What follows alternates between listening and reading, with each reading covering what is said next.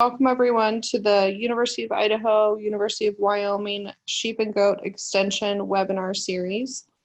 Today our speaker is Claire Sutherland, and she's going to be talking to us about breed selection for your sheep and goat operation and kind of how to select the breed that would fit your goals. So Claire, I'll let you get started. You can introduce yourself a little bit and what you're doing as far as your research as well. Perfect. Hi, everyone, and welcome. I'm super excited to be a part of today's Sheep and Goat webinar. My name is Claire Sutherland. I'm a current PhD student at the University of Idaho. I'm studying sheep science under Dr. Ellison. A little bit about myself. I've spent the last 5 or 6 years almost exclusively working with studying and managing small ruminants in Southern California. I was employed at Cal Poly Pomona University, where I lectured on sheep production. And I actually received both my bachelor's and master's degrees in animal science at CPP. So today, I'm going to be talking to you guys about the importance of breed selection when you're getting started in your sheep or goat operation. So we're going to start off by discussing production goals and other characteristics that you may want to consider before introducing you to a few popular breeds. My goal today is that you learn a little bit about the breeds you're interested in. Maybe the one you've been thinking of is the perfect breed for you, or maybe you'll find that they're not quite the right fit and discover a new breed that's going to work great or better for your needs. Okay, so you think that you want to raise sheep or goats, but where do you begin?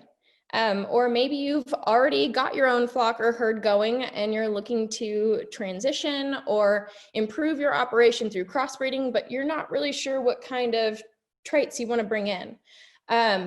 I know we've probably all seen the clickbait online about, the world's cutest sheep and goat breeds. But before you go out and decide to invest in a particular breed, there are some important questions that you need to ask yourself. And to be honest, a fair amount of research that needs to be done. So the first question that you're really going to need to consider is why? So why do you want to raise these animals? And there's lots of good reasons to want to raise sheep and goats. They can be economic. Maybe you've got some land that you want to put to good use, and you think that you can turn a profit by putting some animals on it. Environmental, if managed properly, these guys are excellent at pruning or clearing brush and can provide a great natural source of fertilizer for you, or even exhibition. Maybe you've got a little bit of a competitive streak. You want to show off, all the good genes that you've got in your herd or flock, or you want to instill in your kids some sense of responsibility and understand the importance of where their food comes from. Being involved in club and show is a great way to go about that. And that's just to name a few reasons. But regardless of what your reasoning is for raising these animals, that reason is going to very heavily influence your breed selection. Before we get started with breeds, I wanted to take a moment to talk about some of the differences between sheep and goats. And I promise I'm not trying to pit us against one another, right? It's not sheep or goat people. We can be sheep and goat people. But the reason I want to discuss this is because a lot of times these two tend to get lumped together. They're both small ruminants, so I kind of understand that. But the truth is that these guys can be very different. And depending on your management style or how hands-on you may want to be, you might want to consider raising one over the other. So there's some important things to take into consideration before deciding which direction you want to go. And one of those is going to be land availability. Land availability is going to dictate how many head you want to raise. So how much space you have available is going to be a big one. A lot of this has to do with their feed preferences, quality and availability of feed, and even animal size. But in general, you can have about a maximum of 10 sheep or 8 goats per acre. It's always best, I think, to start with fewer animals and study how your pastures react. Not only do we want to consider the carrying capacity of our pastures, but too many animals in one area, whether it's a pasture or a pen, can cause stress to our animals and present the perfect opportunity for disease to spread amongst our flock or herd as well. So we want to be very careful about that in considering which type and how many animals we can have. In terms of feed preference, sheep are grazers, while goats are browsers. So sheep are basically little lawnmowers, right? They eat mostly grass, while our goats are browsers. They prefer pretty much anything at chin level, like leaves and shrubs of small trees, before they're going to consider turning to grass. So consider what type of forage is going to be available for your animals. When it comes to the environment, in general, sheep tend to be able to tolerate a little bit more weather than our goats can. So depending on the environment or climate that you live in, goats may not be as appropriate to raise, or vice versa. If you're, super gung-ho on goats and you live somewhere where you have extreme weather, you might want to consider having extra shelter to protect them from some of the elements. So just extra things to think about. That being said, you always want to make sure that you have the proper facilities and enclosures for your animals. You'll generally hear that goats are easier keepers than sheep, but I think that has a lot more to do with hardiness than temperament. Goats are very curious, and they tend to need a little bit more enrichment than sheep do, structures to climb and jump off of and keep their minds occupied. A bored goat. Board goats are fun. They will challenge fencing and find spots to break through, even with electric fencing that would typically very easily keep in a sheep. If there is a weak spot in your fence, a goat is going to find it. So be mindful of some of these personality differences when you're making choices and management decisions as well. To shear or not to shear. Shearing is another big one. If you're not into shearing, maybe goats are more your style. However, there are a few breeds of hair sheep that will shed most, if not all of their wool, making them a little bit more easy to manage. And lastly, what are your production goals and how can those best be met? We're going to get into this a lot more in detail. So really think about your intent behind raising these animals. It's very important. Breed selection can be tricky, right? And we don't want you guys winding up with a set of animals that's just not working for you. So at the end of the day, what it really boils down to is going to be selecting a breed to incorporate into your operation that's going to best fit your needs. So what breed is going to be the most productive for you? What's going to give you the most bang for your buck based on your specific goals? I mean, whether or not you're actually trying to turn a profit, you may be new to sheep and goats, or you already have a flock or herd that you're just looking to make improvements to. It's always important to start by asking yourself this question: what is your end goal? Because different types of sheep and goats have been bred to fit a particular need.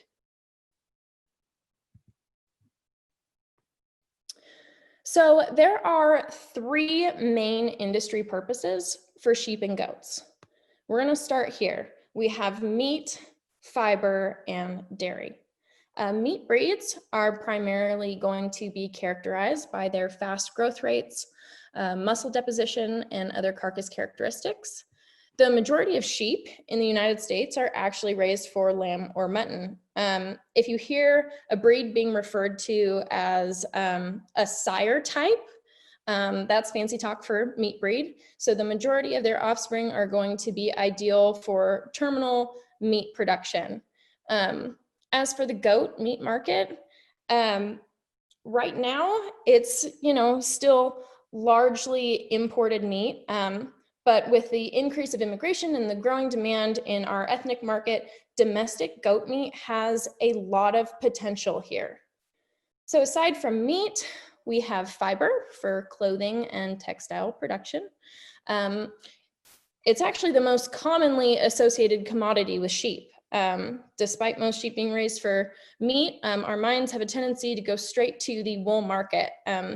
That's not to say that you can't turn a profit on fiber in a private, local, or niche market. It's whatever you're into. So for sheep, that fiber is going to be their wool.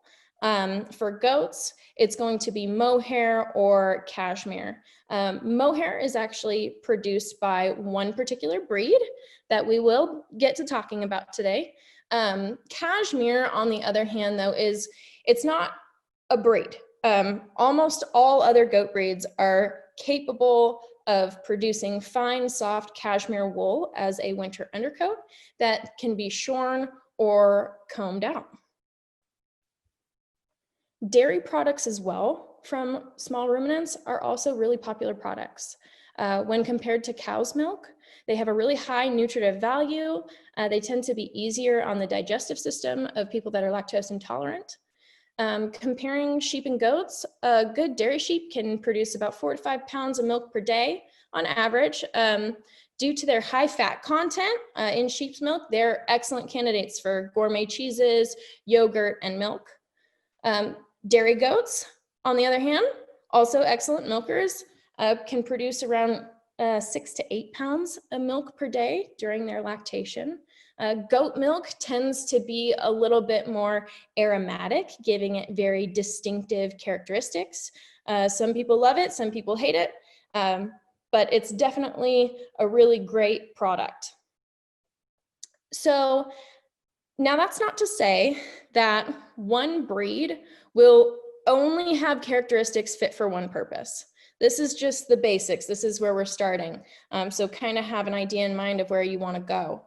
But there are dual and multi-purpose breeds, which can combine meat, fiber, or any other characteristics as well. So after you've decided what general type of sheep you think you may, or goats that you think you may want to raise, there are other characteristics to take into consideration that are going to influence your ease of management. Size being one, how big or small of a breed do you want to handle? Temperament.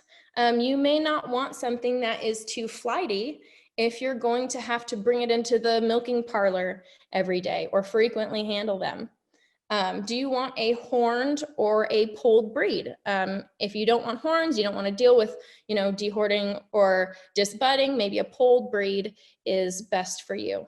There's so much to consider. Adaptability. How well are these animals going to be suited to the climate that you live in? So kind of think about where they come from, where their roots are, and that's going to give you a good idea for what climate is best for them. Some goats and hair sheep, are better suited to heat than the cold. But how hardy they are in terms of disease and parasite resistance is definitely something you're going to have to consider as well. If your animals are going to be primarily out on pasture, you live someplace really wet, your soil can, have lots of parasites in it, you might want to look into a breed that is known for having more internal parasite resistance. These characteristics can kind of save you some money on the management side of things in the long run. Aside from that, what kind of reproductive traits do they have? This is important if you're trying to raise breeding stock or replacement ewes and does. These characteristics you're going to find in more of our what we call maternal breeds or dam breeds. And they're definitely ones that you're going to want when raising up lambs and kids. So think about how prolific are they? Are they known to twin or have singles? How much milk production do they actually have, which is going to help those babies grow up, big and muscly really quick? How motherly are they? Do they take care of their babies well? Do they clean them off when they first hit the ground and encourage them to get up and start nursing? How seasonal of breeders are they? Some sheep, particularly our hair sheep breeds and goats, can have extended breeding seasons, which may be more productive for you. For example, if you want to get into dairy and you have does that breed out of season, you can enhance your production by getting more lactation cycles in 1 year. Coat type is another one to consider. If you're not interested in fiber and you're looking for something low maintenance when it comes to shearing, you may want to consider goats or hair sheep. If you're interested in fiber or wool, think about how much they're capable of producing, length and density wise. Know who you want to market to and what type of wool they produce. What types of products can you get? Medium is great for yarns and blankets, long for knitting, coarse for carpets and rugs. Fine is really soft and desirable, or there's down. And on top of that, what color is it? White wool is always going to be a little bit more desirable because you can dye it, you know, make your really colorful end products. And then lastly, do you want to have a purebred, registered, or crossbred operation?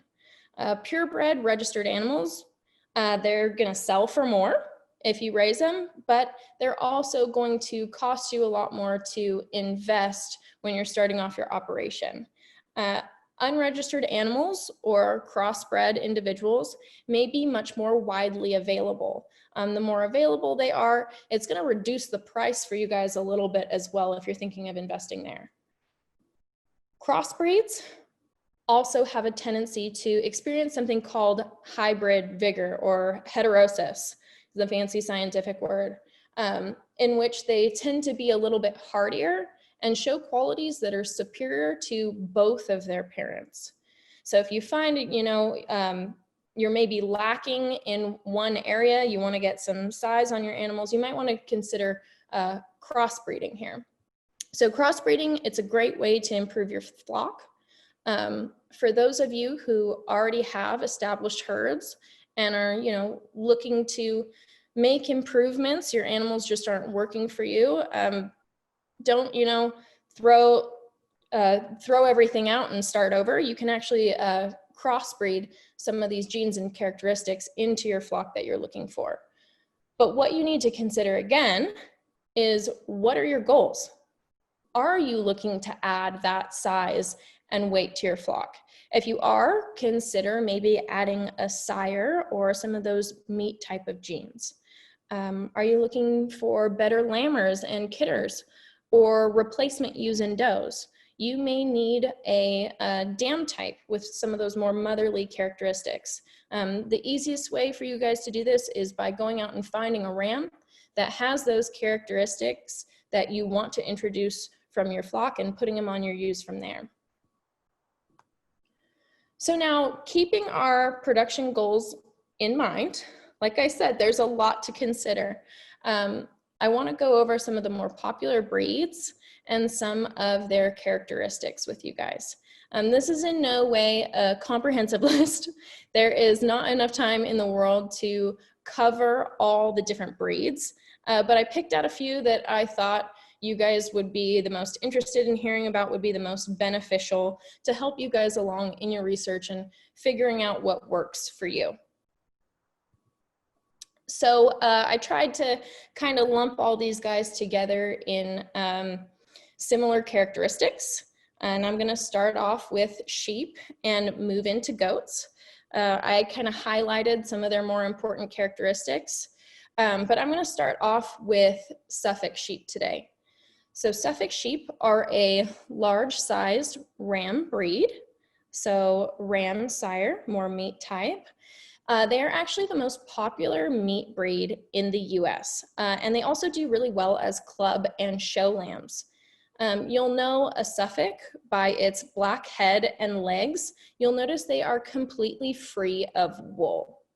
If the sheep in this picture weren't so alert, you would probably notice more. These guys tend to have pendulous drooping ears, very characteristic of the breed. They're also polled. So if you don't want to deal with horns, this may be a good choice for you. They are a really hardy breed, known for their fast growth rate and superior carcass qualities. They do have wool that needs to be shorn, and they produce a medium fleece.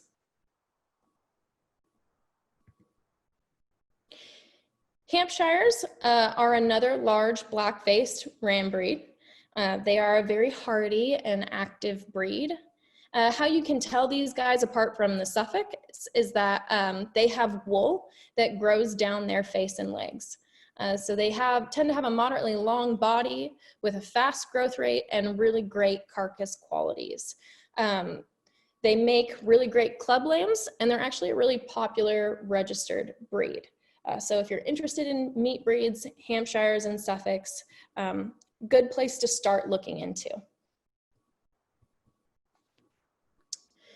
The first white-faced wool sheep I want to mention to you all is the Dorset. The second most popular sheep breed in the US right now. They're pretty commonly registered. It's a medium-sized sheep with a good body length. They can be horned or polled, so whatever you're interested in. And they produce an all-white medium fleece. Dorsets are both sire and dam type. So they have both those meat and motherly characteristics. They're capable of breeding out of season. They're really good milkers, and they commonly produce twins and even triplets. They're prolific. Because Dorsets have both these dam and sire traits, a Dorset may be a great addition to your flock if you're looking to increase some of those maternal or sire genes without reducing any of your other top traits. South Downs are a medium, small size breed. So if you're not interested in any of those big guys, they are characterized by their mouse brown face and legs. These guys work great in crossbred systems because they're going to add meat to the carcasses, and they're going to throw early maturing lambs. So their lambs are going to grow up quick. The ewes are pretty good lambers, and they've got about average milk production, but they are very adaptable sheep that produce medium wool. So this could be a meat breed that you're interested in if you're looking for something a little bit smaller.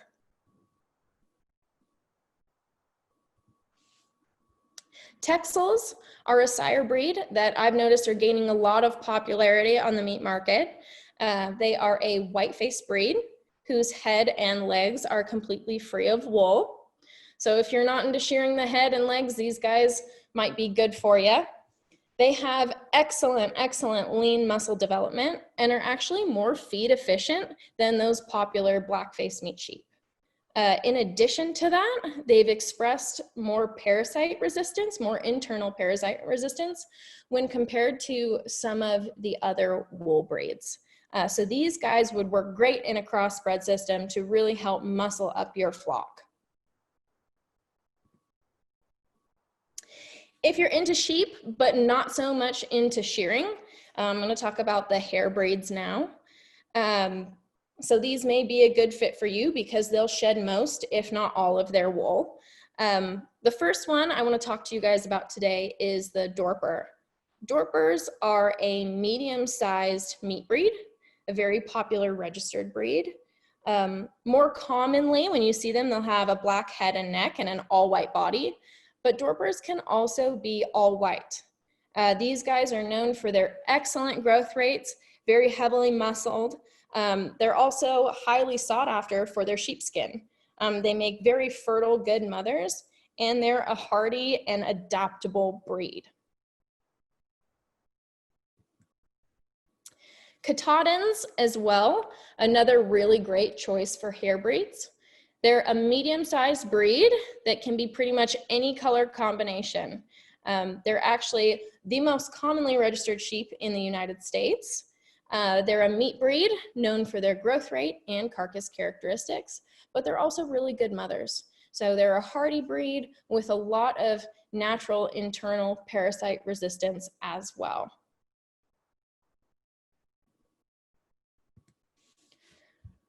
One more hair breed that I wanted to talk to you guys about today that maybe it is not nearly as common is the American Blackbelly. And if you look at these guys, they're just beautiful animals.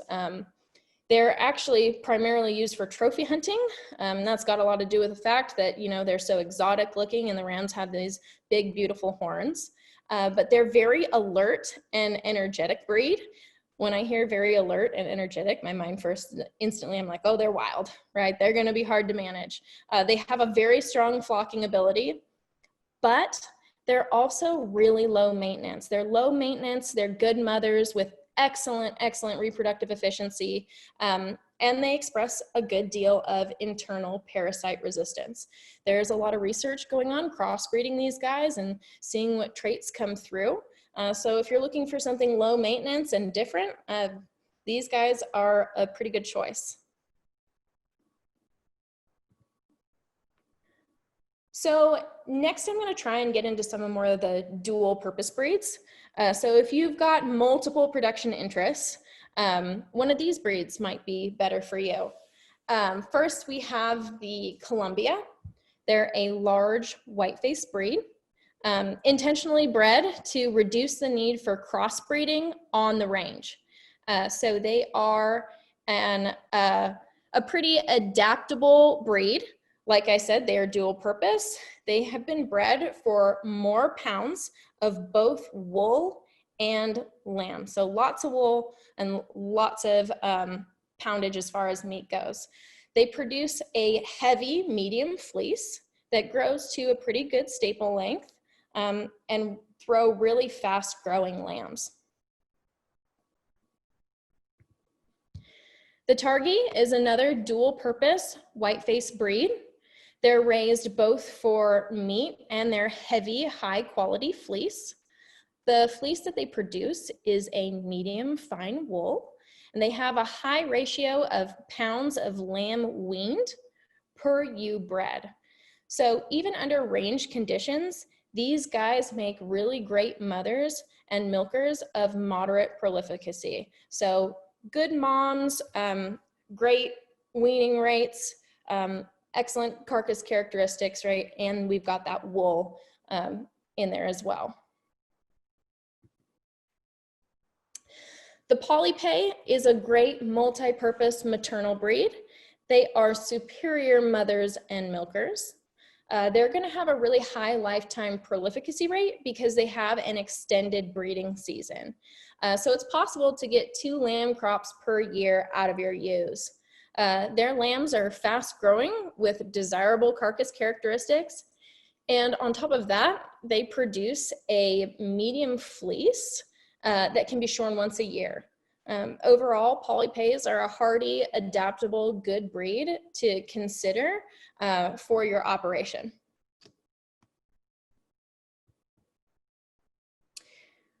Romneys are considered a dual purpose breed. They are a very versatile breed, growing in popularity. Here in the US, they're primarily used for wool. So they produce a heavy, long wool fleece. It's actually the finest of the long wool types, making it very desirable and unique in its broad use for products. Because of the harsh, wet conditions that these guys evolved in, their fleeces can remain healthy even in some of the harshest weather, and they become more resistant to foot rot as well. Still, while they're used primarily here for wool, they produce delicate tasting, lean, high quality carcasses, even in some of their older sheep.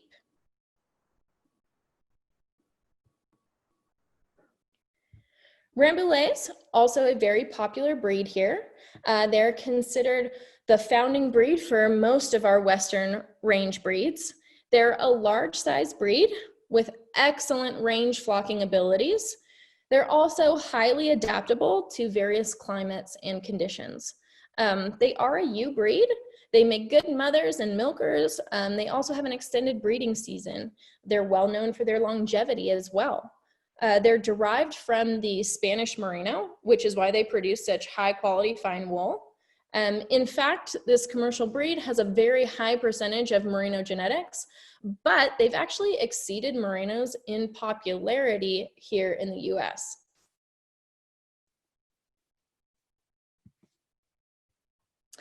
East Friesians are one of the heaviest milking breeds of sheep, which is why I chose to focus on them to represent our dairy breed. Their milk production can exceed 1,000 pounds of milk during their lactation period. They are very prolific. They tend to twin and can work excellent in a crossbred system to help improve milk production and some of those other motherly characteristics in your herd or flock. I say crossbred because as a purebred flock, they aren't necessarily the hardiest of individuals. They can be very delicate animals, prone to pneumonia. Overall, they don't perform very well in an extensive large flock husbandry type of condition. But if you care for them right, these guys can be a very successful dairy sheep for you. So that's it for my sheep. And I do encourage you guys to stick around and keep your production goals in mind as I move into advantages of different goat breeds. You may just find that a breed of goat may work better for what you're trying to achieve in your operation than a sheep might. So I'm going to start with boar goats. Boar goats are the most popular goat breed in the United States. They're considered a large meat breed of relatively low maintenance. They have good milk production, which allows them to raise early maturing kids with an extended breeding season. It is not uncommon for these guys to have a kidding rate of 200%. So, however, I want you guys to take into consideration what your climate may be like. If you live in one of the more humid areas of the US, these guys tend to exhibit a little bit less internal parasite resistance in some of these more humid areas. So like I said, just something to keep in mind. I have two breeds of meat goats on this slide. Kalahari Reds and Savannas are also great alternative meat breeds to the Boar Goat. They're both very hardy, disease-resistant sheep, which makes them low maintenance and relatively cost-effective for your operation. Both of these guys actually have dark pigmented skin, and that's going to help protect them from UV light. So they're very sun and heat tolerant. They're both excellent mothers, and they can breed year-round. Savannas are really excellent range goats for grazing and are also resistant to a lot of hoof problems. Overall, both of these guys, pretty good options for crossbreeding if you're trying to put muscle on some of your kids.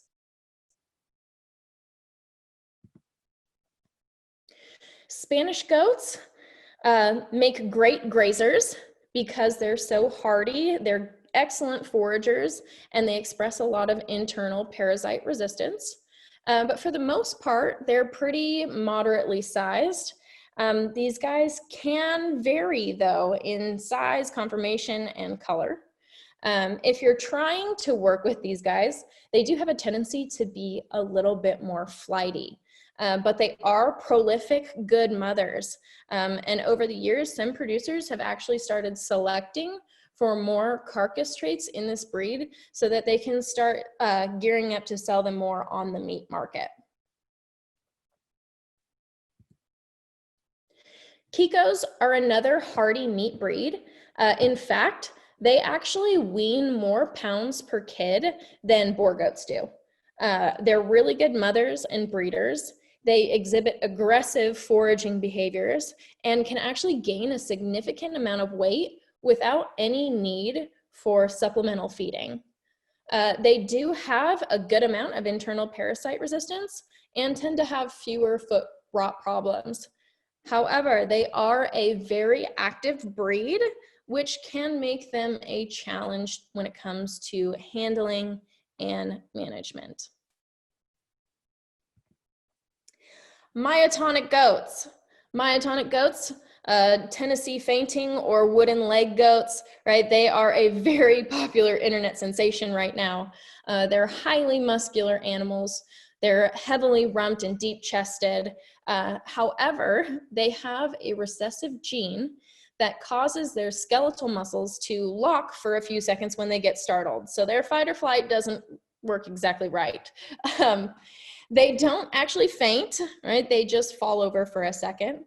They are very big in the pet market right now. And the quote unquote fainting does make them a little bit easier to catch and contain.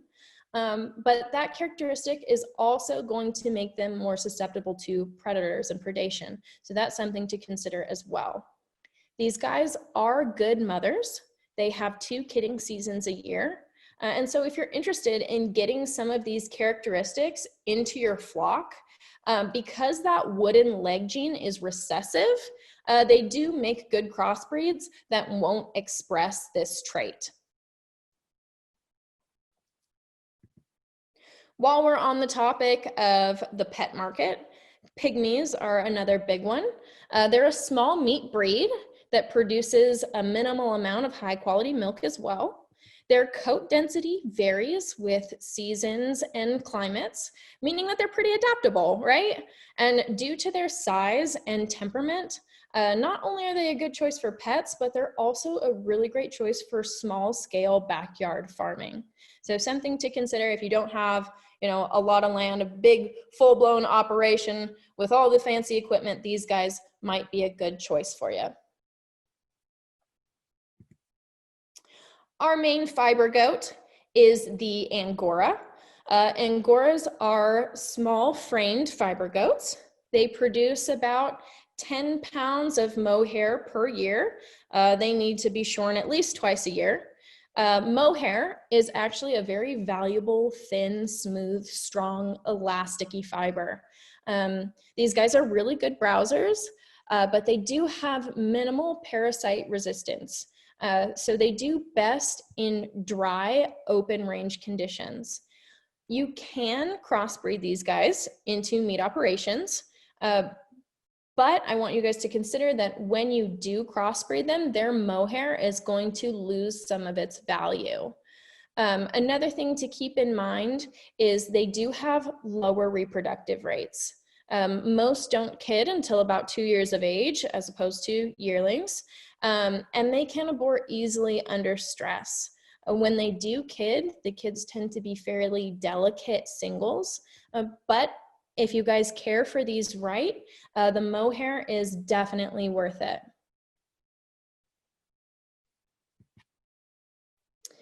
Moving into our dairy breeds, Nubians are going to be one of our large dairy breeds. They're not necessarily considered a heavy milker per se, but they do produce really flavorful milk. And that's because they have a pretty high fat content. The fat content in their milk is going to be greater than 5%. They do have a longer breeding season than other dairy breeds, or some of our other dairy breeds, allowing for year-round milk production. Their offspring have a rapid growth rate. They are a large breed, and they have minimally been used for meat animals as well. If you live somewhere hot, these guys were bred to withstand high heat. So if you live somewhere you tend to, have a lot of heat, these guys may be a good breed for you to consider. Alpines. There are several different color combination of Alpines. I chose to put up the picture of what comes to mind for me when I think of Alpines. They're one of the larger, more rangy dairy goat breeds. They are a very hardy and adaptable breed. They're also prolific, excellent milkers. They can produce about 2 to 3 quarts of milk per day, and that milk is going to be relatively low fat, so it's going to be a little bit on the healthier side. Toggenberg's actually one of the oldest known dairy goat breeds and one of the most widely distributed. They're a medium-sized goat, performs best in cooler conditions. So these guys have excellent udder development, capable of producing about 6 pounds or more of milk per day. It's going to have about 3% fat content, but again, these guys are going to perform best in cool weather. Sonnens as well, a medium to large size dairy breed. They're heavy milk producers. Their milk typically has about 3 to 4% fat content. However, because of their light coat and pale skin, they are a little more sensitive to the sun. So much like the Toggenbergs, they're more well adapted to cooler climates. That's not to say that, just because you don't live someplace that's cool 100% year round that you can't raise these guys. You just have to make sure that you have the right shelters and facilities to raise them. Last but not least is the Nigerian Dwarf. They are a miniature breed of dairy goats. Because of their small stature and temperament, they do very well both on the pet market and as 4-H and FFA projects. They can actually start breeding around 7 or 8 months of age, as long as they've reached a nice healthy weight. And they are year-round breeders, which means more milk, right? Awesome. They produce about 4 to 6 pounds of milk per day with a high fat content of about 6 to 10%. All right. So that about sums it up for the breeds that I chose to talk about. Hopefully that gave you a little bit more insight into the different possibilities for your operation. I'm terribly sorry if I didn't cover one of the breeds that you're interested in. Again, I just couldn't cover them all. There's so many different breeds out there, each with unique characteristics, traits, and capabilities. And I don't want to bore you guys, if you're not interested in something. So as you can see, choosing the right breed can be very tricky. There is so much to consider. But I tried to do some of the basic research for you guys, and I highly encourage you guys to go out and, read about the breeds that you're interested in, and make sure that they are going to work for you and your specific needs. If you guys still have questions, you can even contact your local extension office and agent. They may also be able to assist you in determining which breed is best for your production goals and the area that you live in. So if you guys have any questions for me. Yep. So we have one question, Claire. Someone asked, how much coarser will the fiber be if merinos are bred to Dorset to increase proliferation? They said our merinos are 19 to 21 microns, so if we could stay under 22.5, it would benefit us. I don't have much experience breeding the merinos and Dorsets, but it's definitely going to be a coarser fiber. My experience with Dorsets that I've had, I have never been able to make much with those products.